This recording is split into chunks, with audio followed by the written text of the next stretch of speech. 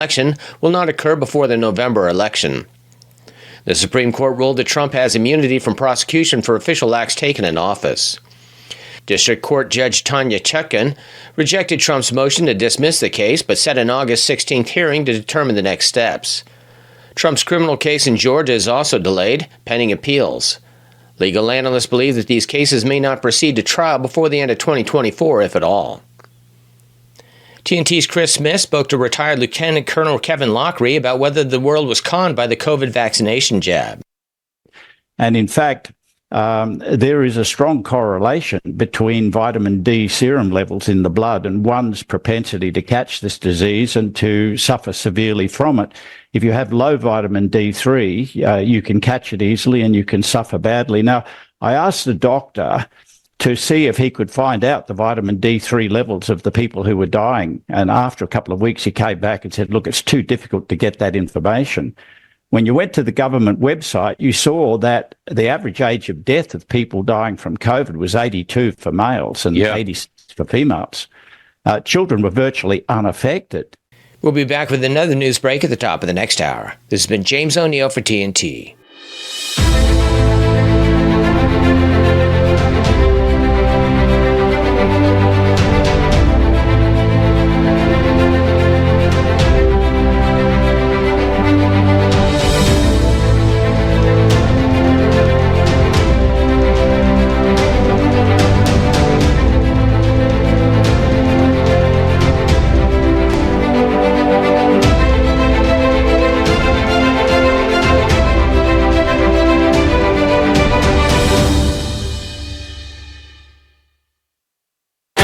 From national security to global corruption, this is the Muckrakers on today's News Talk, TNT. Hey everybody, and welcome to the Muckrakers on TNT. I'm Taylor Hudak, joined by my co-hosts Andrew Eborn and Basil Valentine. Today is Tuesday, August 6th, and we are one day out since the global crash in the markets. And so during the next hour, we will be discussing this global market meltdown, perhaps what triggered this.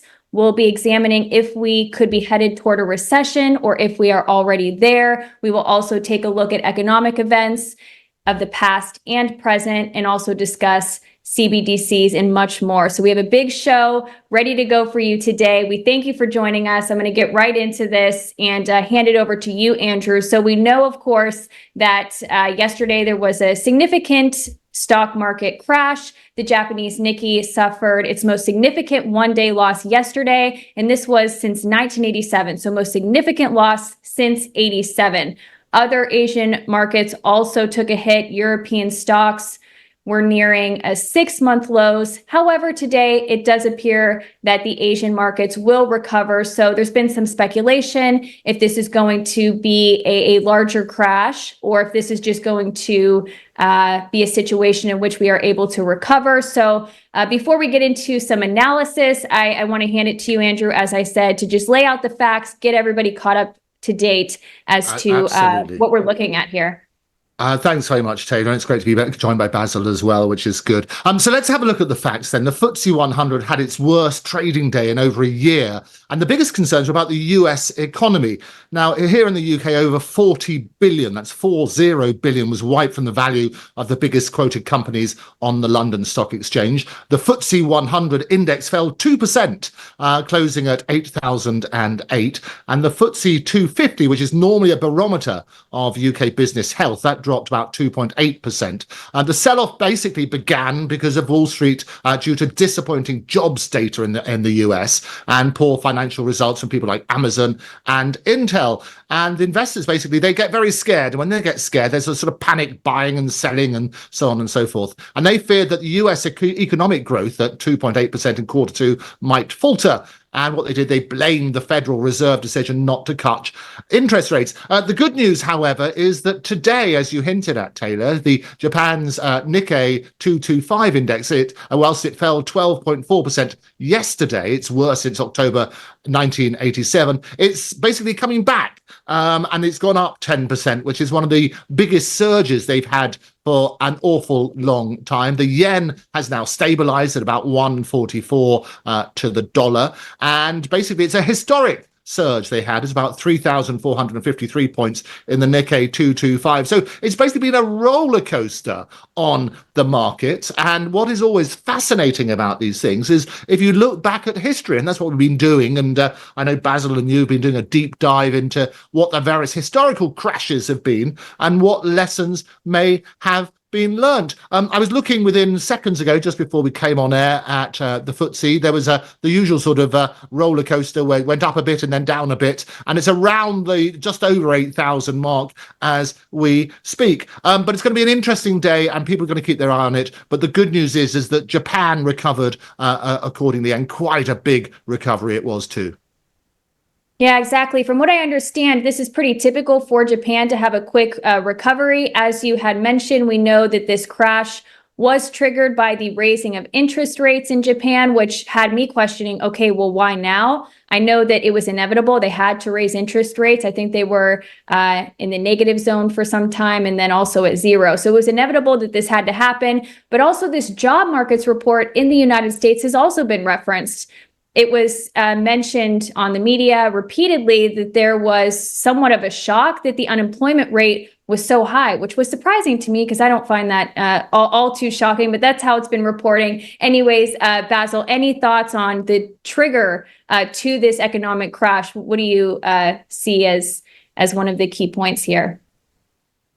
Well, it was a perfect storm, really, and great to be with you again, Andrew and Taylor. A perfect storm of Japan raising interest rates from the historic low of 0 to 0.25%. And this impacted something called the yen carry trade, which is where people borrow money in yen in order to buy things in the United States. They, of course, suddenly paused that purchasing as soon as interest rates in Japan go up.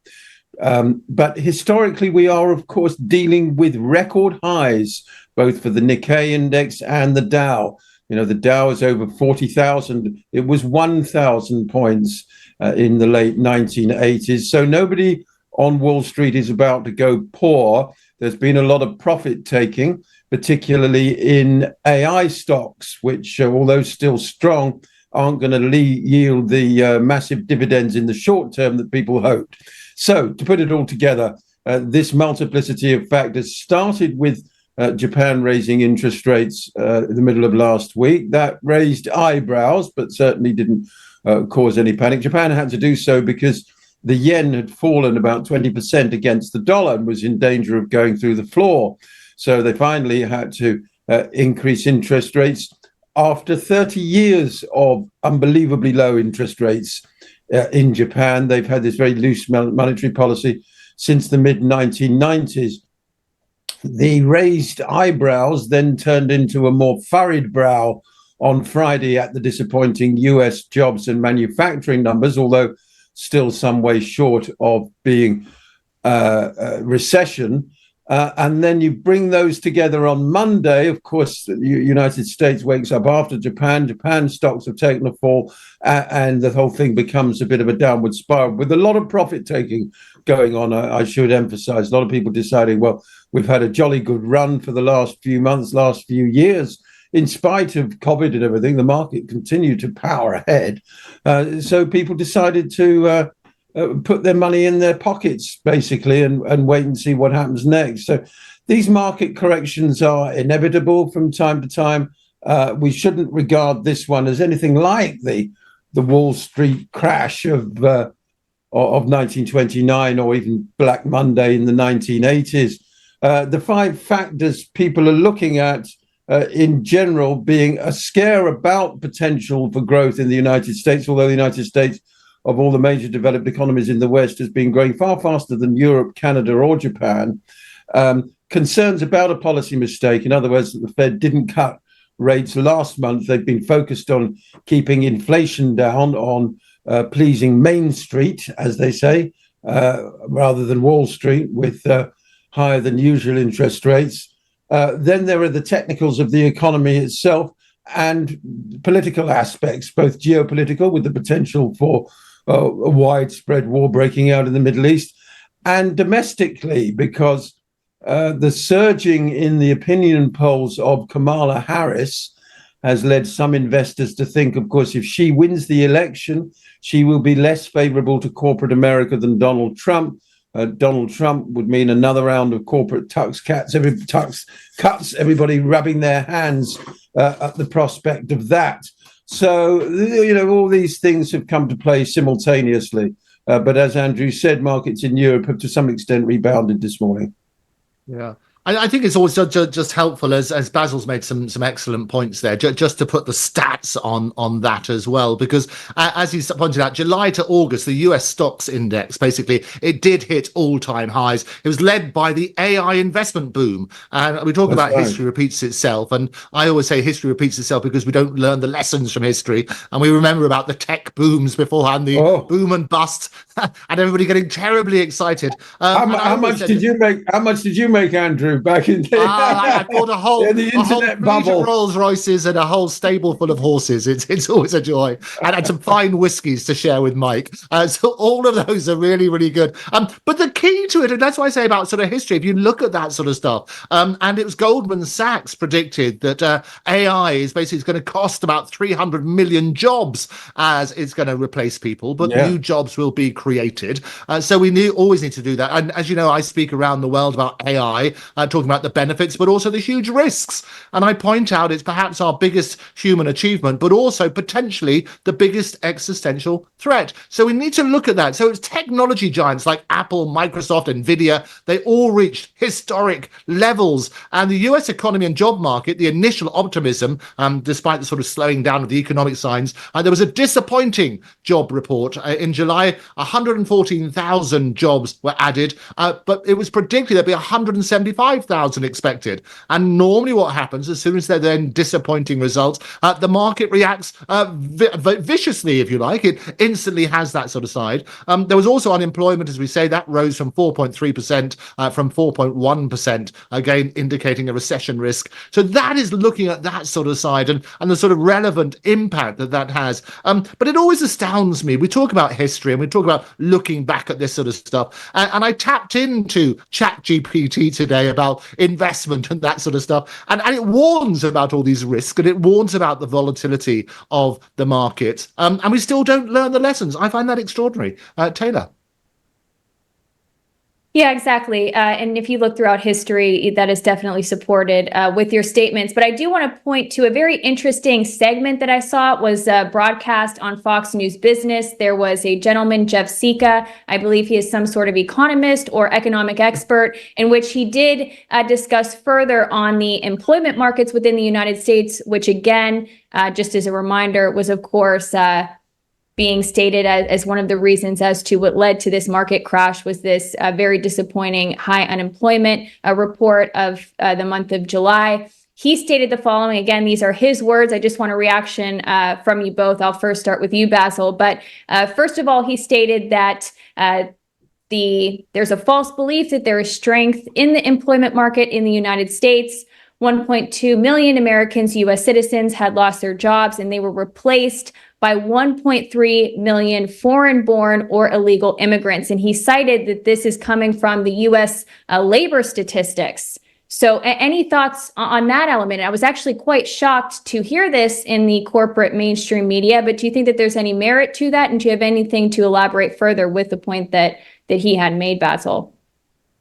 Well, to just switch briefly to Canada, Canada's economic growth is driven entirely by population growth, and real GDP per capita per head has actually fallen in Canada over the last 18 months.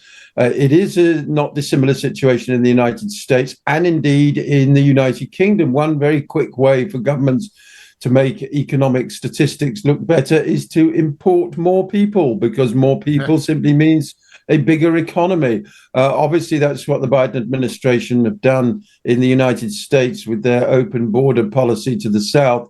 Generally, it's regarded as being good for business because it keeps wages down, particularly at the lower end. I mean, it is, in fact, at the lower end of the income scale where hardship is always felt at its keenest, and that is particularly the case at the moment. But one of the reasons why the markets have got the jitters is that weakness is migrating up the economic scale rather than the so-called trickle-down effect of wealth cascading through economic layers to those worst off. What's actually happening at the moment is that the crunch, the bite, the squeeze on living standards being felt by those on the lowest wages in the United States economy, that is moving north into the middle class.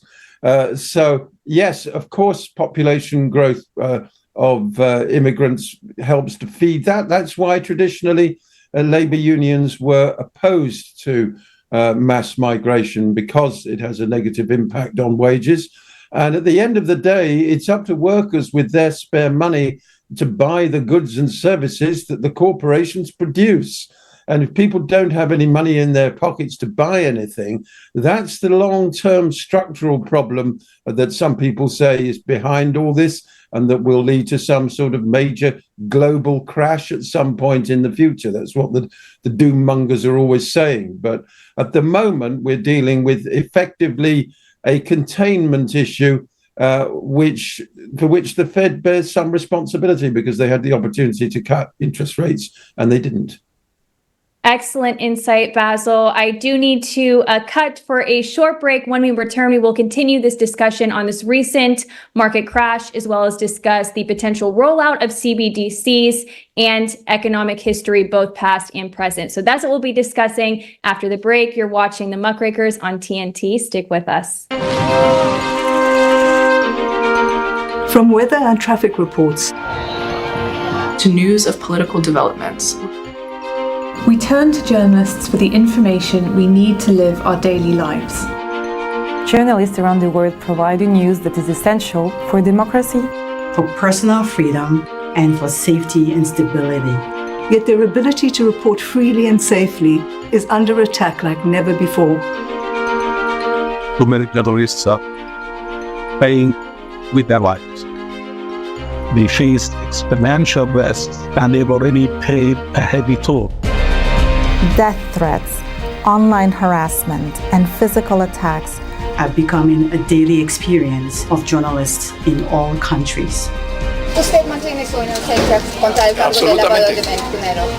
We just want people to be safe, to be able to get our readers the information that they need to make informed decisions. They checked my phone and realized that it was Pegasus. I feel myself like I'm naked at the street.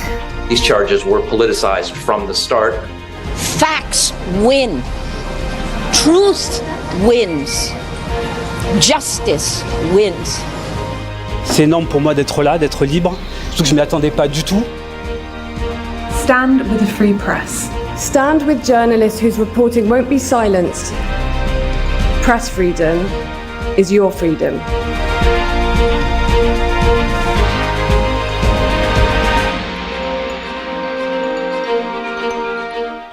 Lies. We're being told lies by greedy foreign developers who want to build renewable energy projects in Australia. They are not good for the environment. Thousands of hectares of productive farmland will be cleared and native wildlife will die.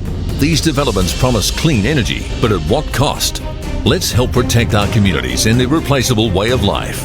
Let's rethink renewables. Take 2 minutes to learn the truth about the destruction they cause. Go to letsrethinkrenewables.org. You're listening to the Muckrakers on today's News Talk, TNT. All right, everyone. So we left off with a discussion about how immigration could impact economic policy as well as job reports. And immigration is a big issue both in the U.S. and the U.K. I know it's an important factor in the upcoming U.S. election. It's obviously a very hot topic in the U.K. right now. So it's interesting to see this sort of surface in the media in the context of this recent market crash. So Andrew, I'll pick up with you here. What are your insights on the media's role in its coverage of this market crash, as well as inserting this issue, very hot topic issue, as I said, of immigration into the mix? It totally is. It totally is. And those are both really hot topics that we had during our election here, which was decided on July the 4th. And they were all banging on about immigration and stopping the boats. And they were all banging on about about the economy. And as Basil wisely pointed out, you need to have people with money in their pockets so they can spend. That's what oils the wheels of finance in this sort of way. And it's good to see Basil wearing his old college tie, Trinity College tie, if I remember it rightly. And it still fits him, which is always a good sign as well. But the point is this, is that history, despite their collective expertise, are apparently destined to repeat history. There's always irrational exuberance, which is then followed by equally irrational despair. And you look at these patterns throughout history, and people are trying to look to blame. And I would again urge caution about the immigration side. We have a tinderbox over here. Things are spilling out into the streets where they're blaming immigration on the downturn, if you like, of the economy and so on and so forth. And the reality is that we need a certain number of immigrants to do certain jobs, which to make things like the care industry and so on and so forth run. What we need to have is that sort of honesty about what drives these things. And I do think there has been sort of irrational, if you like, and it is irrational sort of exuberance, if you like, about certain stocks. And if there's no substance to those stocks, then eventually there's going to be equally irrational despair. And the best advice is to look. People have a sort of balanced portfolio. You try to ride the storm. The immediate correction, if you like, of what happened in Japan could be very indicative of what's going to happen in other markets. So the key is not to panic. But I wonder just one thing, which is sort of an interesting point today. People are talking about the current economic and political climate. If we were to have an election again in the UK with all the troubles that we've had and all the riots and everything else, I can almost guarantee that Keir Starmer and his bunch wouldn't get in again. Wow, that's really interesting. Right when you brought that up, it reminded me of the fact that there's a lot of discussion now if Starmer will even survive a full term as prime minister. Very interesting points that you bring up. But let's take it back to Japan, the economics, this market crash. Basil, I'll hand it over to you before we get into a broader discussion about the historical context and recent economic crises and how those have been handled. Basil, any other thoughts or analysis you want to share with the viewers right now about what has taken place in Japan, perhaps your insights on the Fed cuts and that perhaps being a bigger problem for Japan? Well, the Japanese stock market has rallied considerably.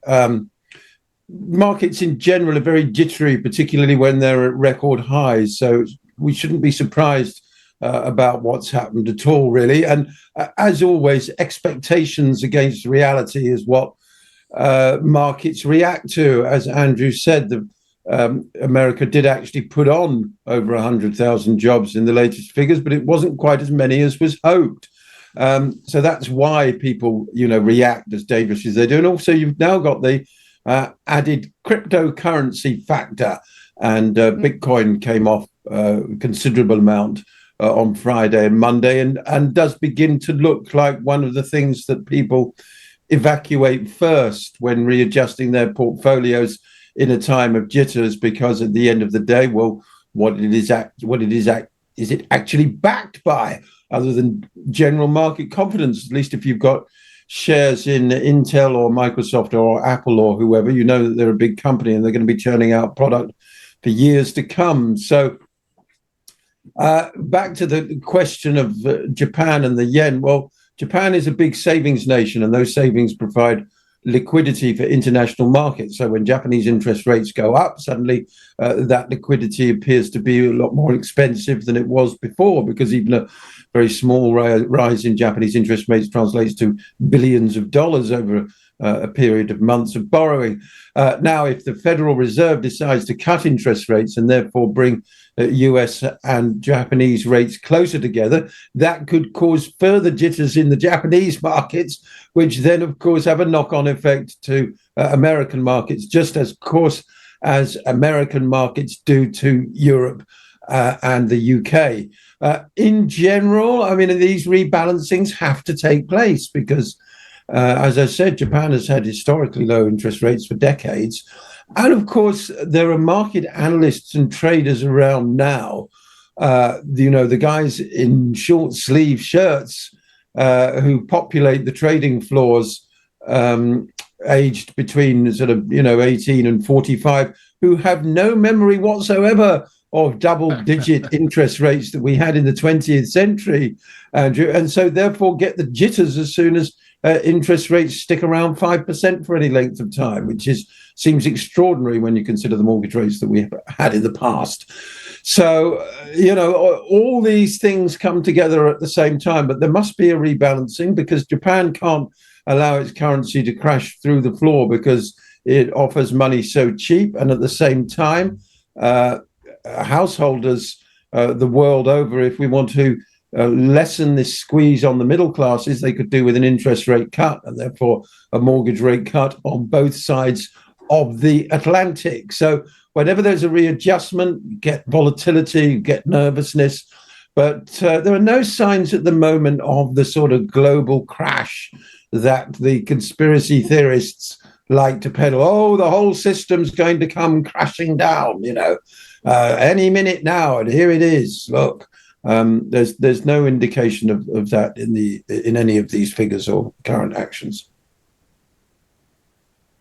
Yes, thanks for mentioning that, because I feel like we've been in this state of feeling like there is going to be an impending crash or some economic turmoil that will be catastrophic, and that has not come to fruition, which of course we're all happy about. But that's why we're discussing today what just happened with this stock market crash, to understand if we are perhaps headed in that direction. But Andrew, I saw when Basil was speaking, you're shaking your head. You had some thoughts. Any other final comments or insights to build upon what you said?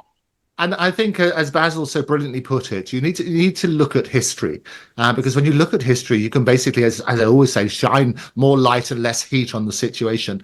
And there's this recurring nature of financial crises. The markets cycle through periods of exuberance, as they say, followed by despair. And what this does is there's going to have periodic chaos. And if you look at some of the common factors, there's excessive exuberance, there's poor regulation, dodgy accounting, herd mentality, if you like, and a sense of infallibility. And they often contribute to the financial crises. And maybe I can sort of highlight some of the things throughout history where we might be able to learn some of the lessons, and do chip in as appropriate, the historians between the both of you. But if you look at the Latin American debt crisis in 1982, what happened there? The Latin American countries, they were heavily indebted with foreign loans.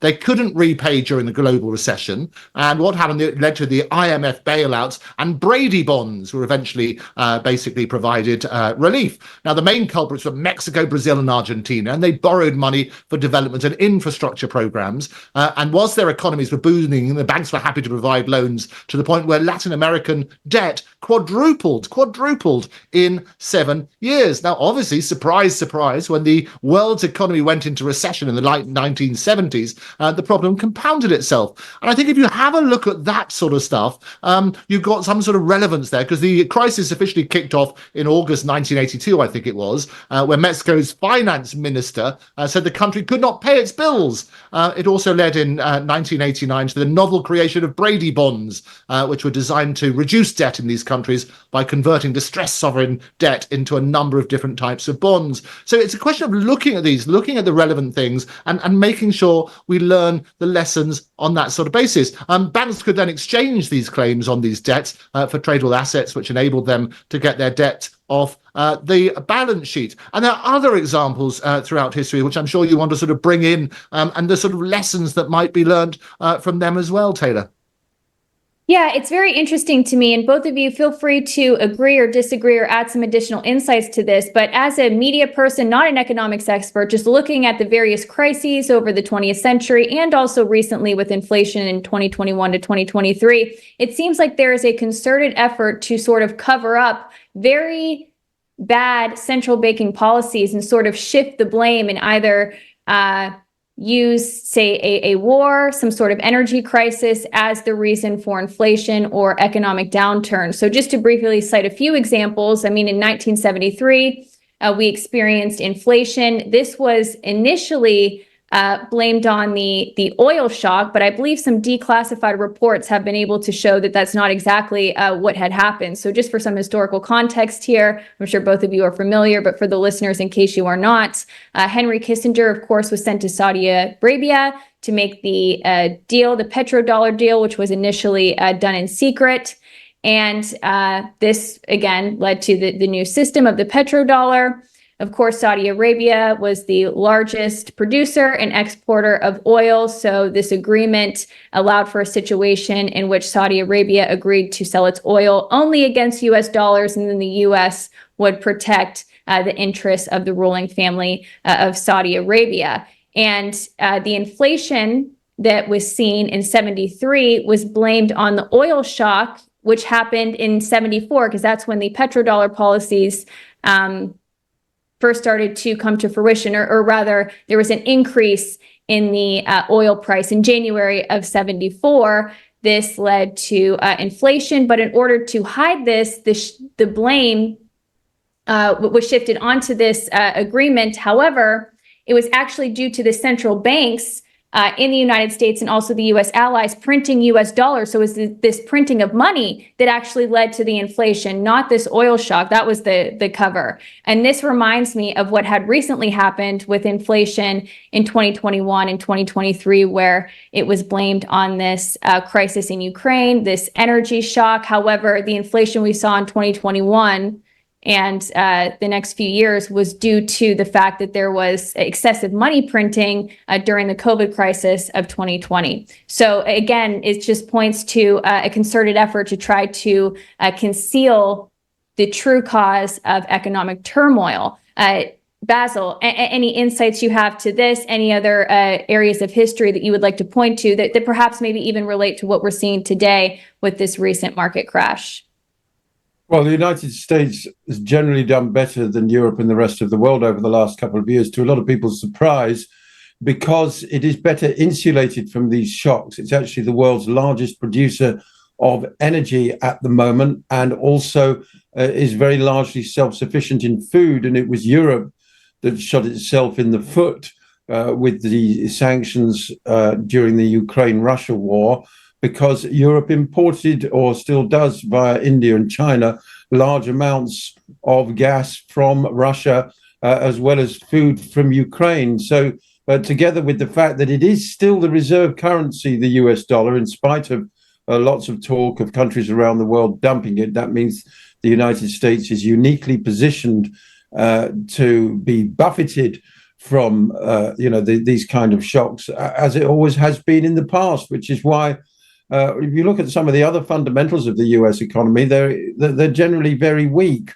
but it's got this sort of armor plating, as it were, with its vast natural resources and its position as the global reserve currency, that mean, although living standards can be abysmally poor for the average working American, particularly when you factor in things like that they don't have a healthcare system, then the low-paid American worker is one of the worst off in the developed world. But that doesn't mean there isn't more money swilling around in the United States than just about everywhere else combined. Yeah, and just picking up on that sort of thing, if you look at some of the other things throughout history, look at the US, for example, they had the savings and loan crises.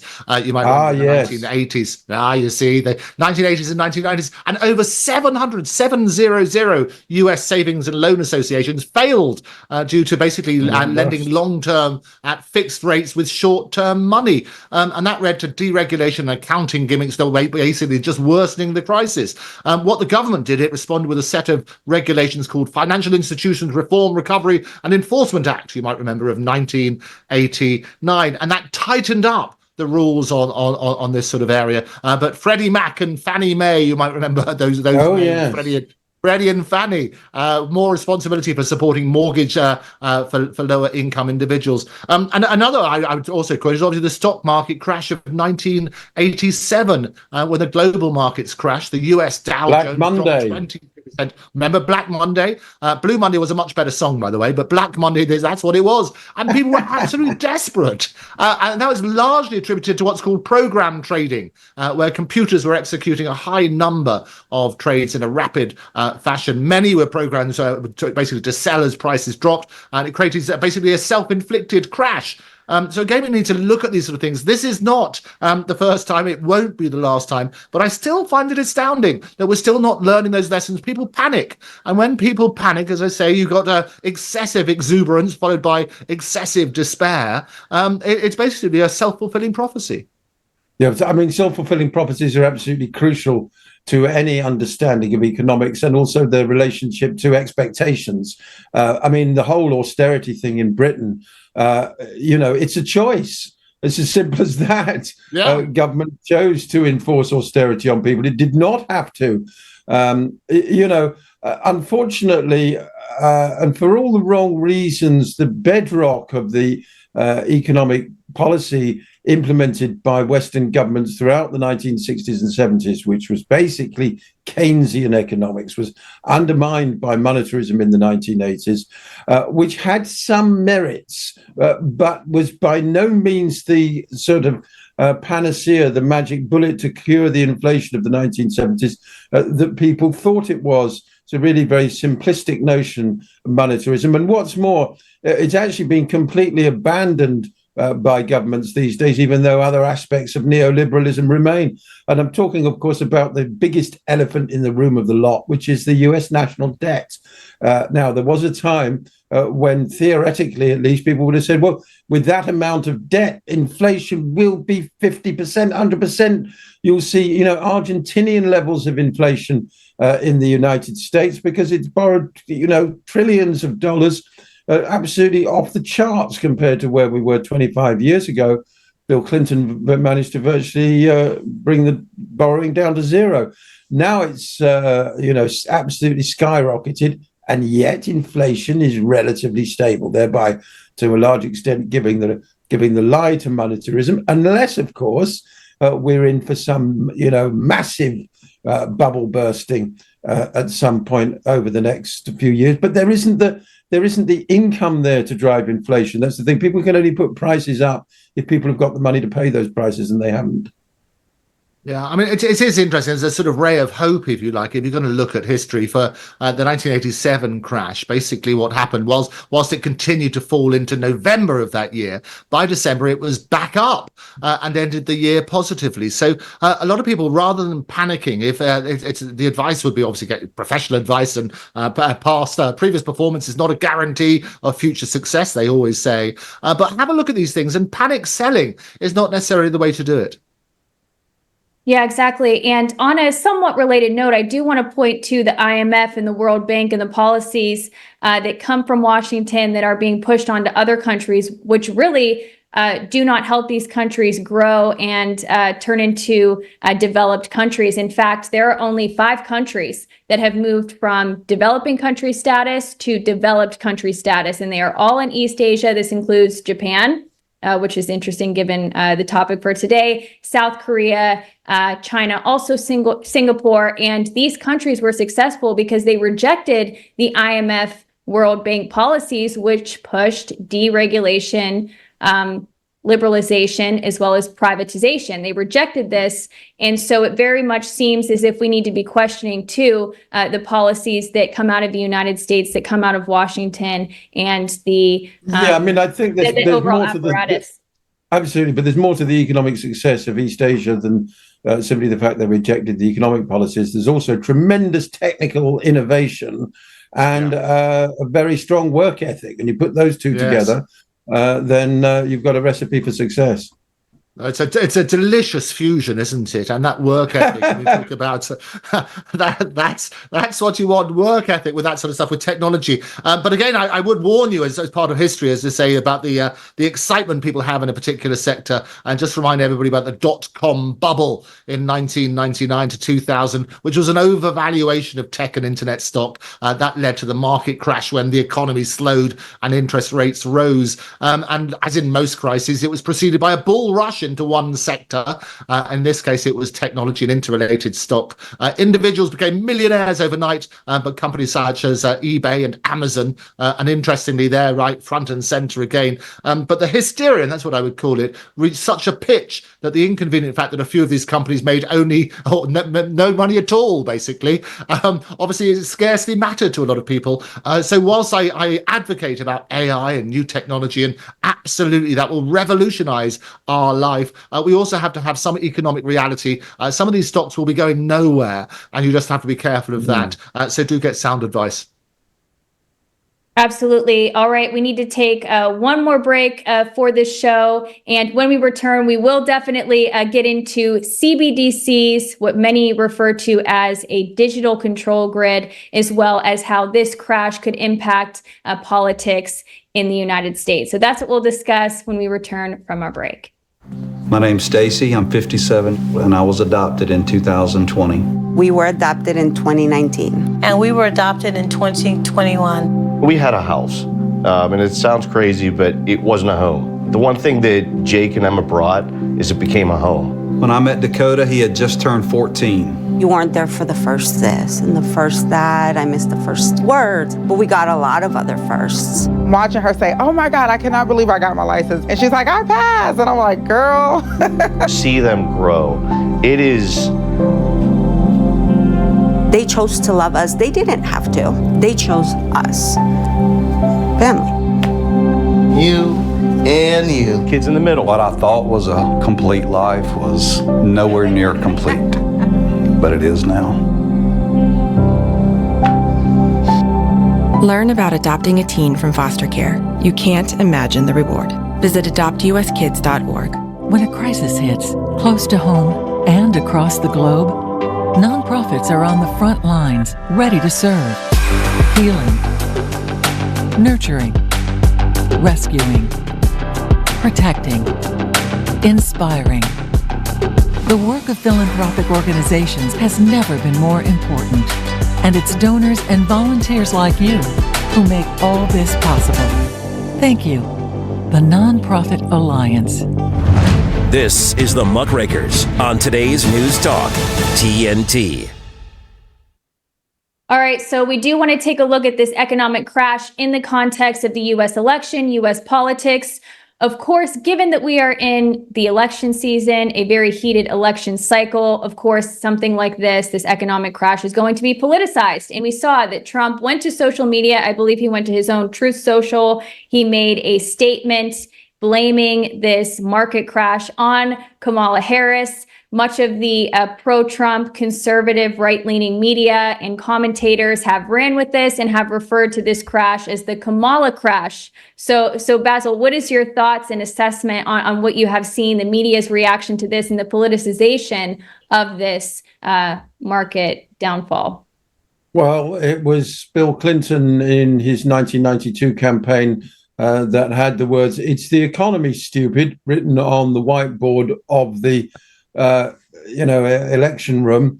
And he's right. The economy does often determine the way people vote. Do they feel better off now than they did when Donald Trump was in power? Well, Trump wrote yesterday morning, stock markets are crashing. Job numbers are terrible. We are heading towards World War III. And we have two of the most incompetent leaders, in double quotes, in history. This is not good. Kamala, we don't really know much about Kamalanomics, as it were, but there are sound bites of her talking about this is Bidenomics and we're proud of it. Nobody really quite knows what Bidenomics is other than printing money. And when asked about, inflation, again, she came out with a word salad. This is from a year or two ago. People are experiencing inflation because prices are going up. This kind of thing is almost verbatim what she said. So she does unfortunately come across as being basically economically illiterate. But she's immediately recruited Gene Serling from Biden's economics team to head up the economics policy department of her campaign.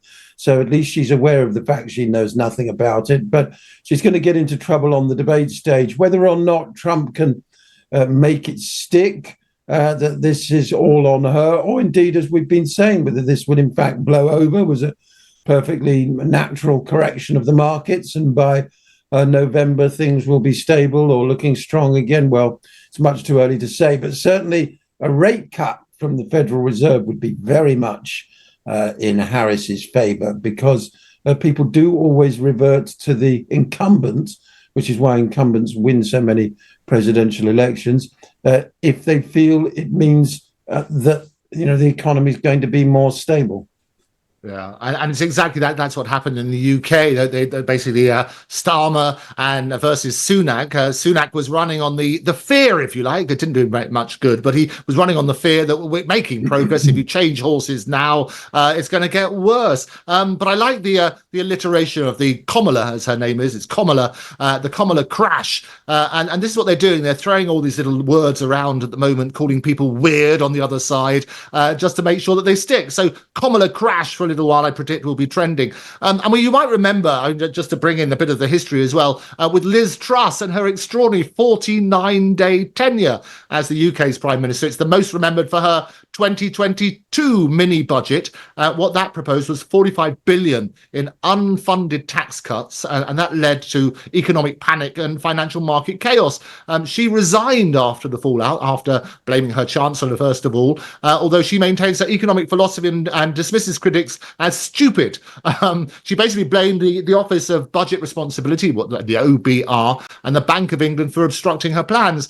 She knew that the institutional constraints and the negative outcomes were predictable, and it affected millions. But again, it's sort of lessons to be learned, and it dictated the narrative, if you like, talking about sound bites and the Kamala crash, as they all sort of turned around and say it's fully funded. That's what they all spoke about during the campaigns as a reference to Liz. And you might remember here on the Muckrakers as a tribute to Liz Truss, and there was this campaign run by a particular newspaper about which would survive longer, Liz Truss or the lettuce, and in the end the lettuce won. Well, we did a similar thing here on the Muckrakers about which would survive longer, the orange or Biden. Well, the orange won in the end, as we predicted, and Biden was the one to run out of juice first.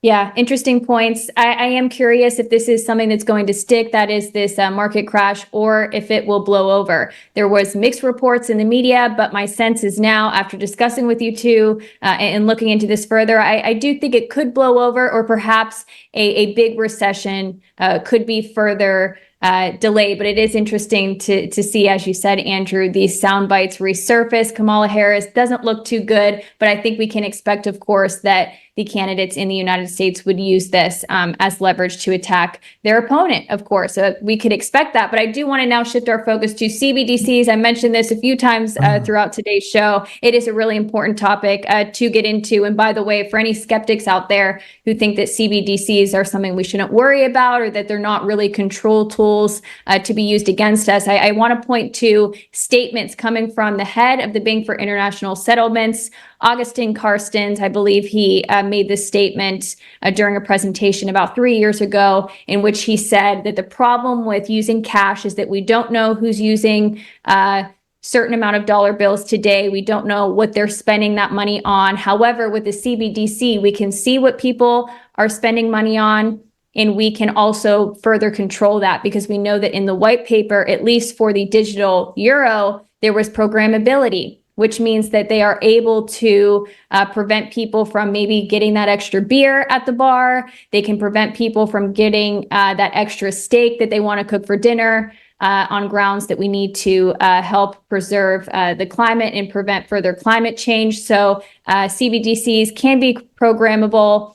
As I mentioned, head of the BIS stating that they will be able to control and see how you're spending your money. This is obviously very concerning. When we're talking about economics, we have to mention this digitization of our economic system. Is this something that concerns you, Basil? Do you think that it's being overhyped, or do you think that people should be aware and should be taking measures to actively reject these policies?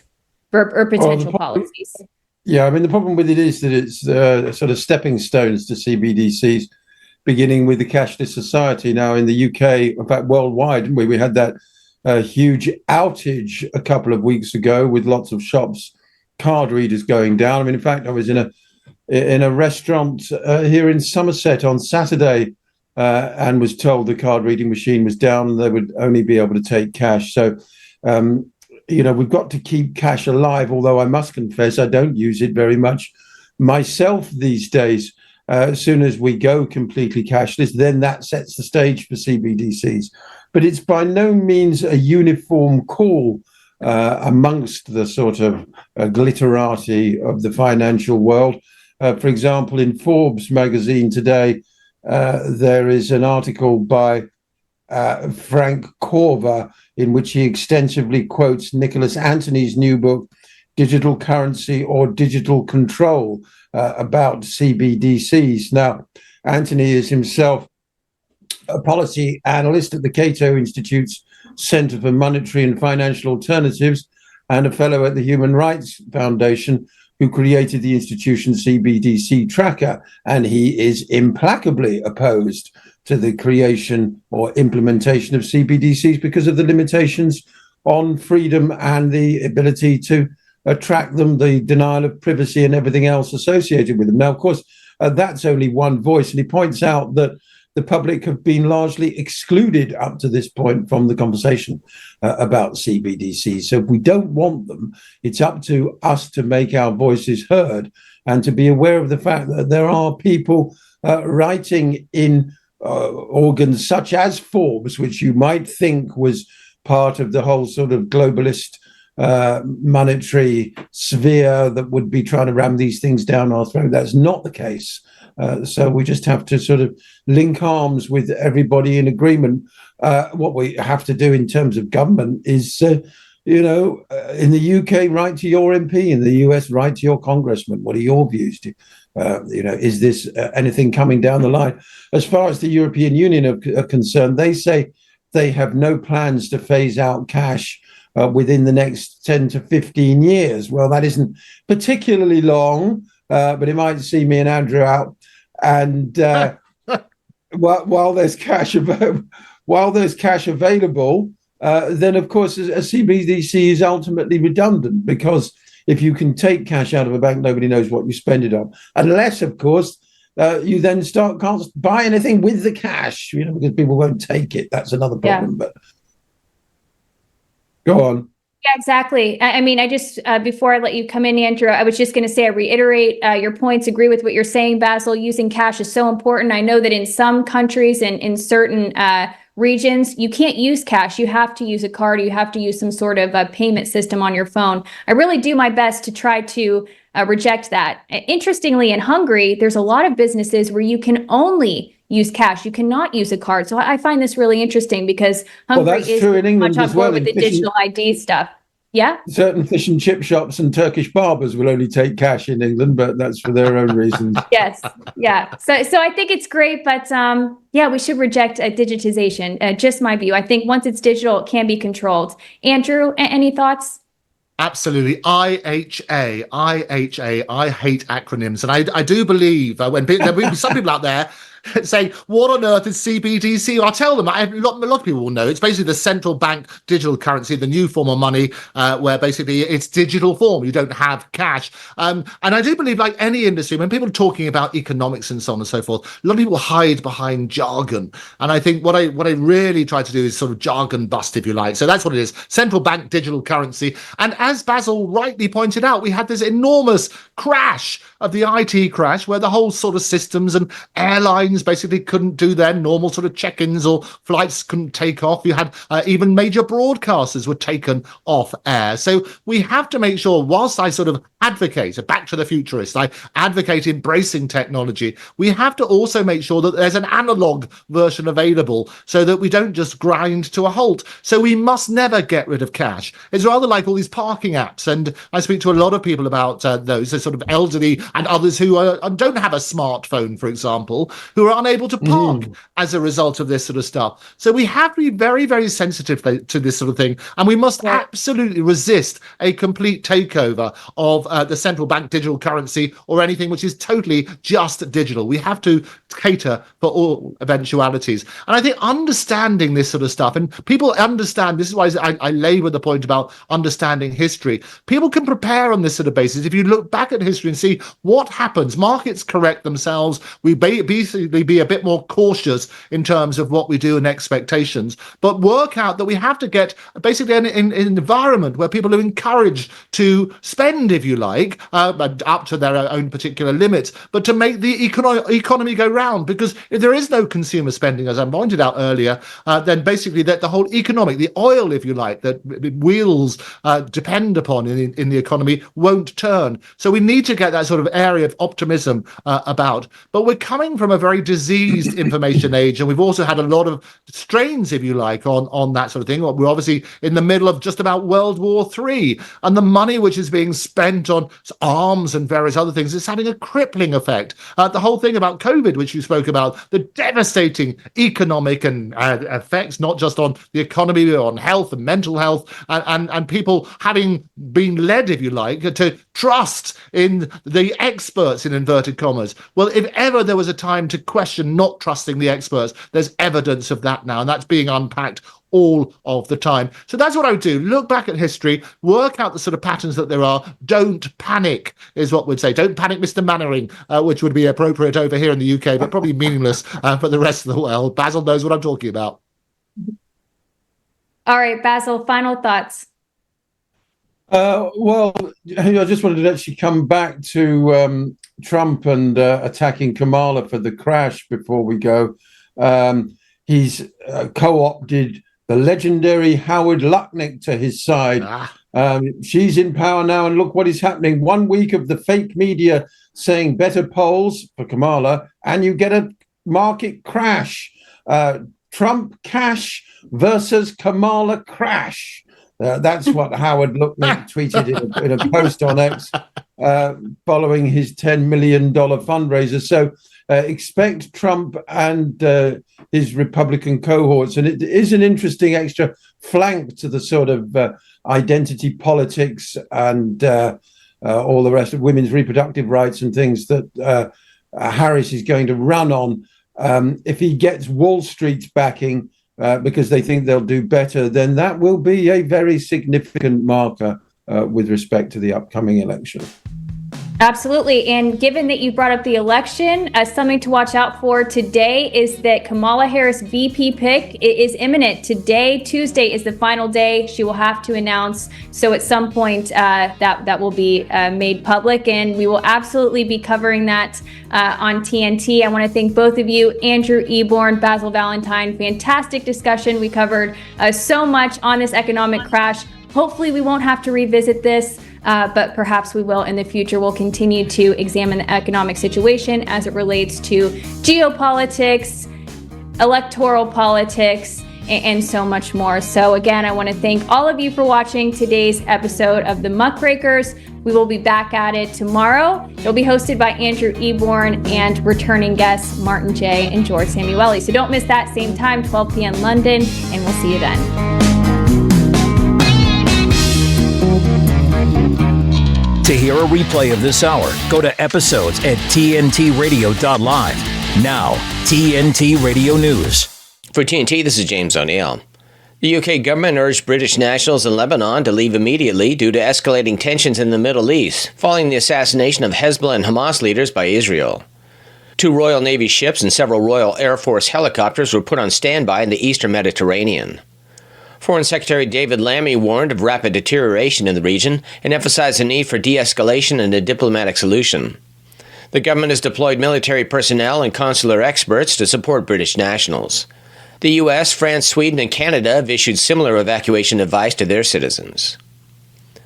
The New South Wales government has asked the New South Wales Industrial Court to appoint an administrator for the state's branch of the Construction, Forestry, and Maritime Employees Union. This follows similar federal court action by